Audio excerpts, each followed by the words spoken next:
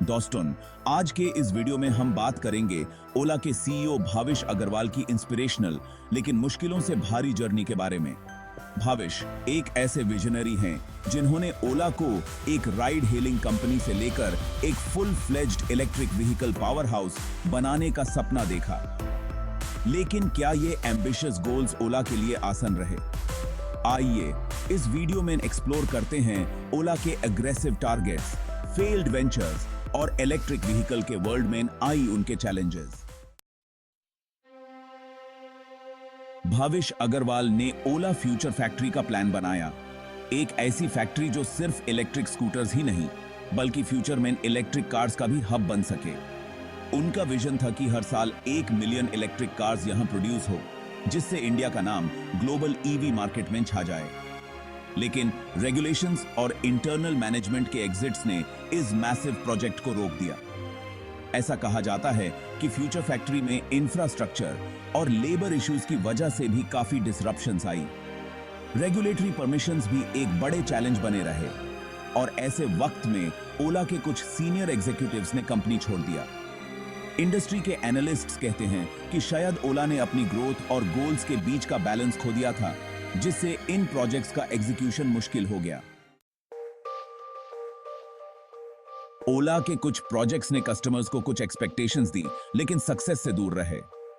इनमें से कुछ फेल्ड वेंचर्स काफी बड़े एक्सपेरिमेंट्स भी थे जो भाविश के विजन को ग्लोबल स्केल पे ले जाना चाहते थे। ओला S1 स्कूटर। ओला ने जब अपना फर्स्ट इलेक्ट्रिक स्कूटर ओला S1 लॉन्च किया तो कस्टमर्स ने एक्साइटमेंट में प्री बुकिंग किया, लेकिन जब डिलीवरी का वक्त आया तो कस्टमर्स को अपने ओरिजिनल S1 के ऑर्डर के बदले S1 Pro अपग्रेड की ऑफर दी गई, जो उनके ट्रस्ट पे बुरा असर डालने लगा। डिलीवरी डिलेज और सॉफ्टवेयर इश्यूज ने भी इस लॉन्च को स्लो कर दिया। International expansion failure. ओला का सपना था कि वो यूरोप और नेपाल जैसे नए मार्केट्स में अपना प्रेजेंस बनाए, लेकिन ग्लोबल मार्केट में एस्टैब्लिश होने की कोशिश में ऑस्ट्रेलिया, न्यूजीलैंड और यूके जैसे बड़े कंट्रीज से कुछ ही वक्त में एग्जिट लेना पड़ा। एनालिस्ट्स कहते हैं कि भले ही ओला ने अग्रेसिव मार्केटिंग की, लेकिन एस्टैब्लिश्ड कंपनीज के बीच कंपटीशन टफ रहा। ओला ड्राइव, ओला का जूम कार जैसे कार रेंटल सर्विसेज के साथ कंपीट करने का एक नया एफर्ट था, लेकिन यह प्रोजेक्ट भी कुछ ही वक्त में बैंड कर दिया गया। मार्केट रिसर्च और यूजर डिमांड के हिसाब से यह प्रोजेक्ट भी प्रॉफिटेबल नहीं हो पाया। ओला शटल और ओला पेडल। ओला ने और भी नए एक्सपेरिमेंट्स किए, जैसे ओला शटल और ओला पेडल, जो कि शॉर्ट डिस्टेंस मोबिलिटी और बाइसिकल शेयरिंग प्रोजेक्ट्स थे। लेकिन इन दोनों प्रोजेक्ट्स को भी कुछ ही वक्त में शट डाउन करना पड़ा, क्योंकि ये अपनी यूजर बेस एस्टैब्लिश नहीं कर पाए। भाविश का एक और बड़ा ड्रीम था, एक ऐसे इलेक्ट्रिक कार का लॉन्च जो 500 किलोमीटर्स से ज्यादा का रेंज प्रोवाइड करे और सिर्फ 4 सेकंड्स में 0 से 100 किलोमीटर्स पर आवर तक पहुंच सके। भाविश चाहते थे कि ओला का ये इलेक्ट्रिक कार ग्लोबल स्टैंडर्ड्स को मैच करे और टेस्ला जैसे जायंट्स को कंपटीशन दे, पर यह प्लान भी अब पॉज पर है।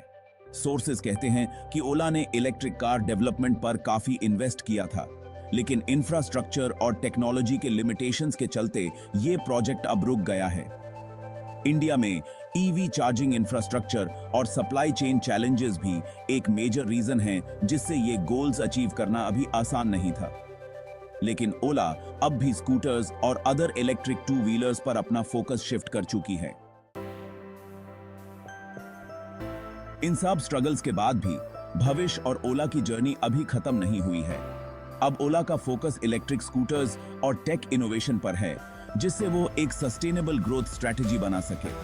भाविश ने रिसेंटली कहा है कि वो इंडिया में ईवी को अफोर्डेबल और एक्सेसिबल बनाने पर काम कर रहे हैं। ओला ने रीसेंट पार्टनरशिप्स और इन्वेस्टमेंट्स भी किए हैं, जिससे वो नए टेक्नोलॉजीज और सस्टेनेबल प्रोडक्शन को प्रमोट कर सके। फ्यूचर में ओला का फोकस टू व्हीलर ईवीज और चार्जिंग इंफ्रास्ट्रक्चर को स्ट्रेंथन करना है। इसके अलावा भाविश अग्रवाल अब स्ट्रेटेजिक अलायंसेस और पार्टनरशिप्स पर भी फोकस कर रहे हैं, जिससे कंपनी और भी स्टेबल हो सकती है।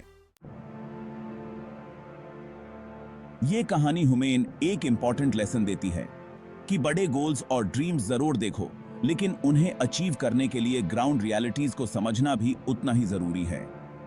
भविष्य अग्रवाल का सपना सिर्फ ओला को नहीं बल्कि इंडिया को एक ईवी सुपर पावर बनाने का है। चैलेंजेस हमेशा रहेंगे, लेकिन ऐसे लीडर्स जो चैलेंजेस को फेस करने का हौसला रखते हैं वो ही आगे बढ़ पाते हैं। दोस्तों, अगर आपको ये वीडियो पसंद आई तो लाइक करें, शेयर करें और कमेंट्स में हमें बताएं, क्या आपको लगता है भविष्य और ओला एक बार फिर से अपने गोल्स अचीव कर पाएंगे।